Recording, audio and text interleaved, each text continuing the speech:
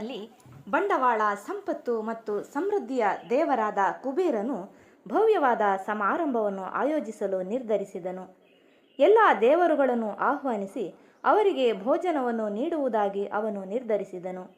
ಈ ಕೃತ್ಯದ ಹಿಂದೆ ಅವನ ನಿಜವಾದ ಉದ್ದೇಶವು ತನ್ನ ಸಂಪತ್ತು, ವಸ್ತುಗಳು ಮತ್ತು ಐಷಾರಾಮಿ ಜೀವನವನ್ನು ಇತರರಿಗೆ ಬಡಾಯಿ ಕೊಚ್ಚಿಕೊಳ್ಳುವುದಾಗಿತ್ತು.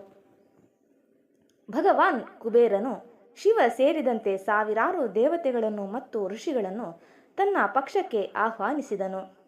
ಭಗವಾನ್ ಶಿವನನ್ನು ಆಹ್ವಾನಿಸಲು ಕುಬೇರನು ಸ್ವತಃ ಹೋಗಿ ಅವನನ್ನು ವೈಯಕ್ತಿಕವಾಗಿ ಆಹ್ವಾನಿಸಲು ಯೋಚಿಸಿದನು.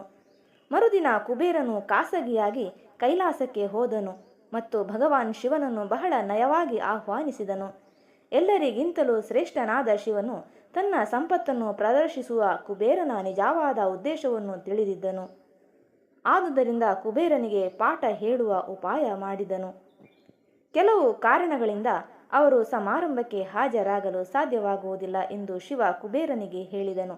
ಆದರೂ ಅವನ ಪ್ರೀತಿಯ ಮಗ ಪುಟ್ಟ ಗಣೇಶನು ಪಾರ್ಟಿಗೆ ಬರುತ್ತಾನೆ.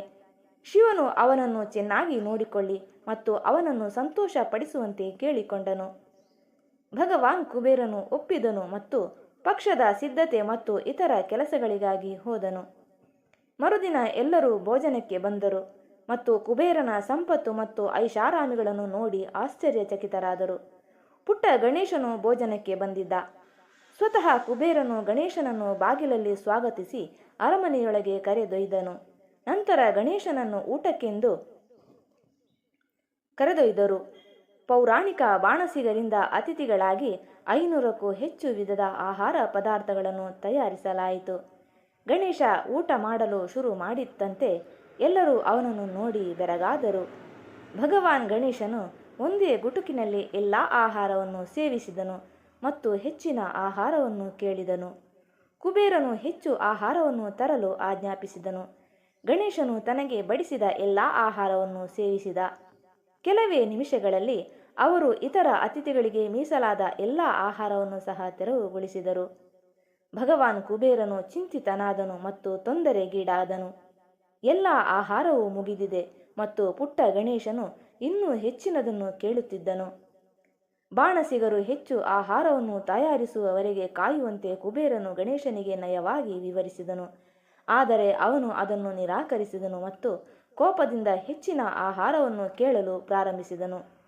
ಸ್ವಲ್ಪ ಸಮಯದಲ್ಲೇ ಗಣೇಶನು ಅರಮನೆಯಲ್ಲಿದ್ದ ತಟ್ಟೆಗಳು, ಚಾಕು, ಕತ್ತರಿಗಳು, ಮೇಜುಗಳು, ಕುರ್ಚಿಗಳು ಮತ್ತು ಇತರ ಎಲ್ಲ ಐಷಾರಾಮಿ ವಸ್ತುಗಳನ್ನು ತಿನ್ನಲು ಪ್ರಾರಂಭಿಸಿದನು.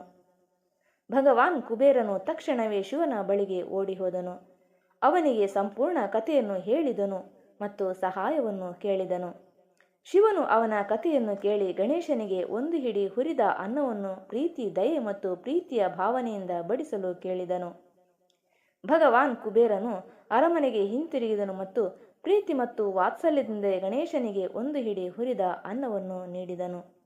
ಕೊನೆಗೆ ಗಣೇಶನ ಹೊಟ್ಟೆ ತಣಿಸಿ ಕುಬೇರನಿಗೆ ಧನ್ಯವಾದ ಹೇಳಿದ. ಕುಬೇರನು ಶಿವನ ನಿಜವಾದ ಅರ್ಥವನ್ನು ಅರ್ಥ ಮಾಡಿಕೊಂಡನು ಮತ್ತು ಅವನ ಪಾಠವನ್ನು ಕಲಿತನು. ಸ್ನೇಹಿತರೆ, ಕತೆ ನಿಮಗೆ ಇಷ್ಟವಾಯಿತು ಎಂದು ಭಾವಿಸುತ್ತೇನೆ. ಕತೆ ಇಷ್ಟವಾದರೆ ಕತೆಗೊಂದು ಲೈಕ್ ಕೊಡಿ, ಶೇರ್ ಮಾಡಿ, ಕಮೆಂಟ್ ಮಾಡಿ. ಹಾಗೆ ನೀವಿನ್ನೂ ನನ್ನ ಚಾನಲನ್ನು ಸಬ್ಸ್ಕ್ರೈಬ್ ಮಾಡದಿದ್ದರೆ ಸಬ್ಸ್ಕ್ರೈಬ್ ಮಾಡಿ. Thank you.